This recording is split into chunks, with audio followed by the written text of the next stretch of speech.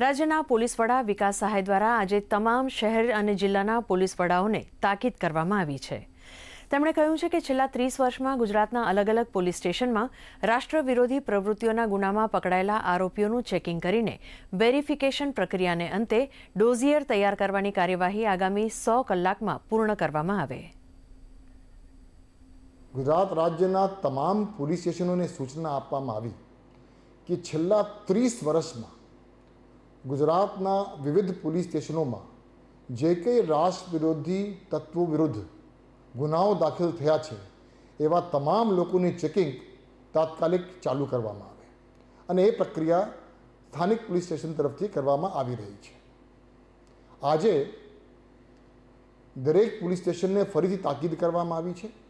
અને સખ્ત સૂચના આપવામાં આવી છે કે આ જે સંપૂર્ણ કામગીરી છે ચેકિંગની, વેરિફિકેશનની, આવતા 100 કલાકમાં એ પ્રક્રિયા પૂર્ણ કરવામાં આવે। ગુજરાત રાજ્યમાં છેલ્લા 30 વર્ષમાં જે કોઈ આતંકી અથવા જે કોઈ રાષ્ટ્ર વિરોધી તત્વ વિરુદ્ધમાં ગુનાઓ દાખલ થયા છે તેવા તમામ આરોપીઓની વેરિફિકેશન